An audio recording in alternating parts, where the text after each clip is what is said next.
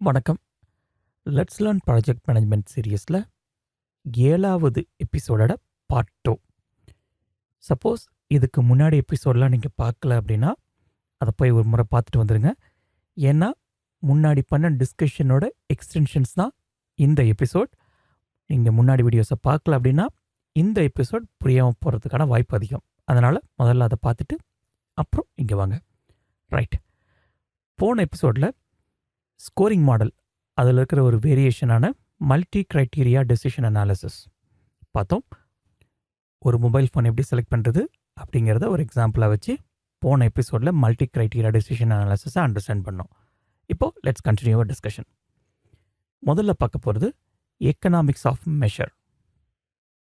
இதில் multiple terms இருக்குது. One by ஒன்னாக பார்த்துடலாம். முதல் விஷயம் பெனிஃபிட் காஸ்ட் ரேஷியோ. சில பேர் இதை காஸ்ட் பெனிஃபிட் ரேஷியோ அப்படின்னு சொல்லுவாங்க. நம்ம இங்கே பெனிஃபிட் காஸ்ட் ரேஷியோ அப்படின்னே பார்க்கலாம். As the name suggest, benefit cost ratio அப்படிங்கிறது பெனிஃபிட்டுக்கும் காஸ்ட்டுக்குமான ரேஷியோ. சிம்பிளாக ஒரு உதாரணம் பார்த்துடலாமே. ஒரு ப்ராஜெக்ட் பண்ணுறதுனால உங்களுக்கு 130 ரூபா பெனிஃபிட் கிடைக்குது. ஆனால் அந்த ப்ராஜெக்ட் பண்ணுறதுக்கான காஸ்ட் 100 ரூபா அப்படின்னா உங்களோட பெனிஃபிட் என்னவாக இருக்கும்?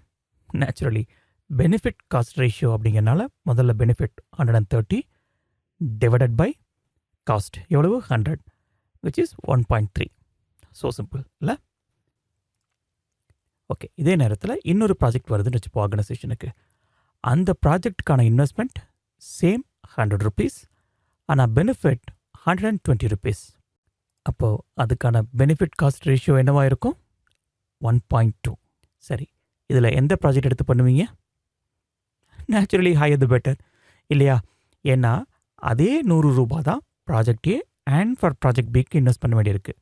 ஆனால் நான் ப்ராஜெக்ட் ஏ பண்ணேன்னா எனக்கான பெனிஃபிட் 130 ருபீஸ். அதுவே நான் ப்ராஜெக்ட் பி எடுத்து பண்ணேன்னா எனக்கான பெனிஃபிட் 120 ருபீஸ். எது பெட்டர்? எது ஹையர் ரிட்டர்ன்? ஆப்வியஸ்லி ப்ராஜெக்ட் ஏ. அதனால் அதை தான் எடுத்து செய்யணும். ஆல்ரைட், சரி, உங்ககிட்ட ஒரு கேள்வி. பெனிஃபிட் காஸ்ட் ரேஷியோ 1.7 அப்படின்னா என்ன அர்த்தம்? என்ன அர்த்தம்னா இன்வெஸ்ட் பண்ணுற ஒவ்வொரு ரூபாய்க்கும் 70 பைசா ரெவென்யூ வரும். இப்போ நான் 100 ரூபாய் இன்வெஸ்ட் பண்ணுறேன் அப்படின்னா எனக்கான ரெவென்யூ 170 ரூபாய். இங்கே ரெவென்யூன்னு சொல்கிறத விட பெனிஃபிட்னு சொல்லலாம். ஸோ இன்வெஸ்ட் பண்ணுற ஒவ்வொரு 100 ரூபாய்க்கும் எனக்கான பெனிஃபிட் 170 ரூபாய். Right, let's move on. Return on investment.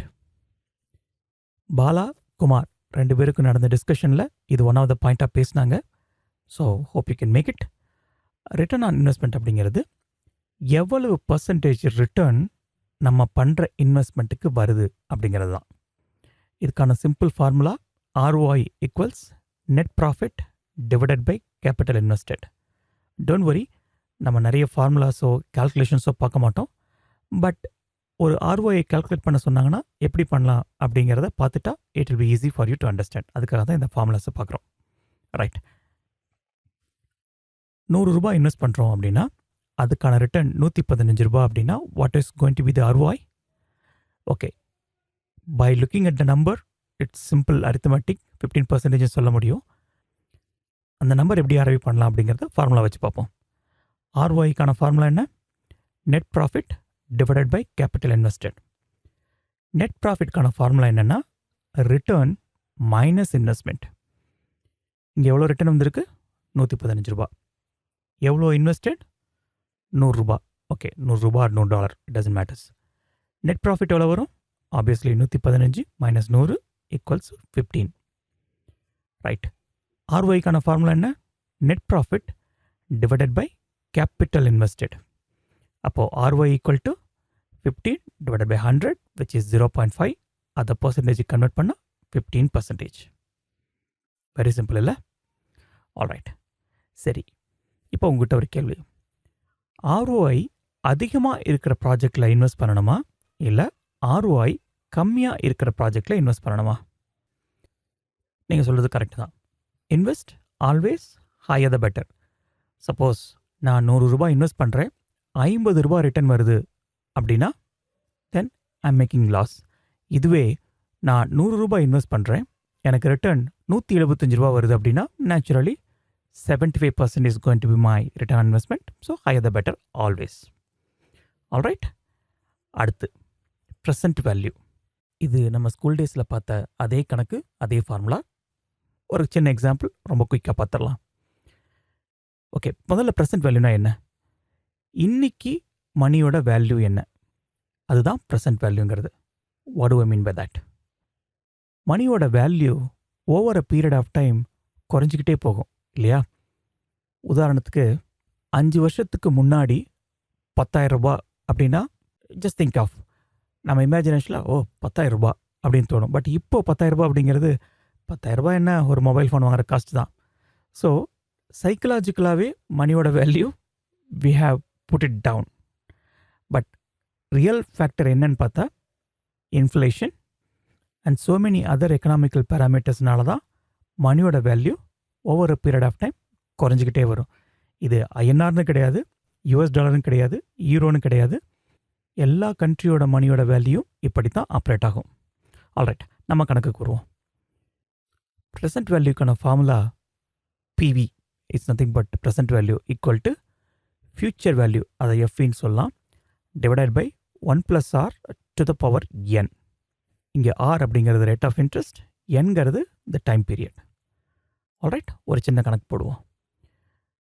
Future value $100 3 வருஷம் கழிச்சு at the rate of 5% interest அப்படின்னா அதோட ப்ரெசன்ட் வேல்யூ எவ்வளவு? சிம்பிள், அப்படியே டைரெக்டாக ஃபார்முலா அப்ளை பண்ணலாம்.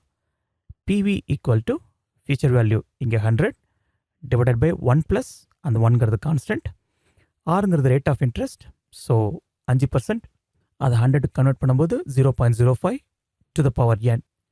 இங்கே என்கிறது time period which is 3 years. அப்போ என்னாகும்? PV equal to 86.38 units. Okay, நான் என் யூனிட் சொல்லணும்னா அது டாலராக இருந்தாலும் சரி, ருபீஸாக இருந்தாலும் சரி. அடுத்து நெட் ப்ரெசன்ட் வேல்யூ. இதை பற்றி பெருசாக நீங்கள் மண்டையை உடச்சிக்க வேணாம். நெட் ப்ரெசன்ட் வேல்யூ அப்படின்னு வரும்பொழுது always select the higher NPV project. நீங்கள் ஒரு ஆர்கனைசேஷனுக்கு போன பிறகு நெட் ப்ரெசன்ட் வேல்யூ எப்படி கால்குலேட் பண்ணுறது அப்படின்னு நீங்கள் தெரிஞ்சுப்பீங்க. But for time being just know that higher the better. ஒரு சின்ன எக்ஸாம்பிள் பார்த்துடலாம். ஒரு ப்ராஜெக்டோட என்பிவி $10,000 3 வருஷத்தில், இன்னொரு ப்ராஜெக்டோட வேல்யூ $8,000 2 வருஷத்தில். எந்த ப்ராஜெக்ட் செலக்ட் பண்ணுவீங்க? என்னடா அது, நம்ம டிஸ்கஷனில் டைம் பீரியடை பற்றி பேசவே இல்லை, பட் திடீர்னு நீங்கள் டைம் பீரியடை கொடுத்து எந்த ப்ராஜெக்ட் செலக்ட் பண்ணுவேன்னு கேட்டால் நான் என்ன பண்ணுறது அப்படிங்கிறீங்களா? அந்த கொடுத்த நம்பரே உங்களை குழப்பறதுக்காக தான். என்பிவின்னு வரும்போது எதை பற்றி நீங்கள் கவலைப்பட வேணாம், always select the higher one. So இங்கே என்ன செலக்ட் பண்ணுவோம்? $10,000. சிம்பிள்.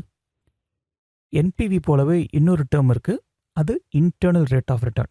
என்ன இன்ட்ரெஸ்ட் ரேட்டு நமக்கு திரும்ப கிடைக்க போகுது அப்படிங்கிறது தான். உதாரணமாக பேங்க்கில் பணத்தை போடுறீங்க, ஒரு பேங்க் 5.5% வட்டி தராங்க, இன்னொரு பேங்க் 6% வட்டி தராங்க. எது பெட்டர்? நேச்சுரலி யார் 6% வட்டி தராங்களோ அவங்க தான் பெட்டர். அதே தான் இங்கேயும். Always select the higher the better. Okay, இப்போ நம்ம எதுக்காக இதை பற்றிலாம் பேசிகிட்டு இருக்கோம்? கரெக்ட், இதெல்லாம் project selection method. Based on internal rate of return எந்த ப்ராஜெக்ட் செலக்ட் பண்ணுவீங்க அப்படின்னு ஒரு கேள்வி வைக்கப்பட்டால் naturally higher the better. Alright, அடுத்து the last term payback period. நம்ம பாலா அண்ட் குமாரோட டிஸ்கஷனில் இந்த பாயிண்ட்டை பற்றி பேசினாங்க. ஓகே, பேபேக் பீரியடுங்கிறது எவ்வளவு நாளில் நான் பண்ண இன்வெஸ்ட்மெண்ட் எனக்கு திரும்ப கிடைக்கும் அப்படிங்கிறது. லெட்ஸே ப்ராஜெக்ட் ஏல நீங்கள் போட்ட காசு 2 வருஷத்தில் வரும், ப்ராஜெக்ட் பியில் நம்ம போட்ட காசு 5 வருஷத்தில் வரும் அப்படின்னா எந்த ப்ராஜெக்ட் இன்வெஸ்ட் பண்ணுவீங்க? நேச்சுரலி ப்ராஜெக்ட் ஏ. ஏன்னா 2 வருஷத்தில் போட்ட காசு திரும்ப கிடைச்சிரும். ஸோ பேபேக் பீரியடை பொறுத்த வரைக்கும் ப்ராபப்ளி நம்ம ஹோல் டிஸ்கஷன்லேயே payback period is the only thing where you need to select the project based on the lesser value because of the logical reasons. Okay, இதை நீங்கள் எப்படி புரிஞ்சுக்கணும் அப்படின்னா, understand the logic, don't just memorise the number. ஏன் payback பீரியடை பொறுத்த வரைக்கும் short the better? Because நம்ம இன்வெஸ்ட் பண்ண பணம் நமக்கு ரொம்ப சீக்கிரம் திரும்ப கிடைச்சிருது, அதனால தான். Alright, okay, good. ஸோ இன்றைக்கி இந்த செஷனை நம்ம இதோட முடிச்சு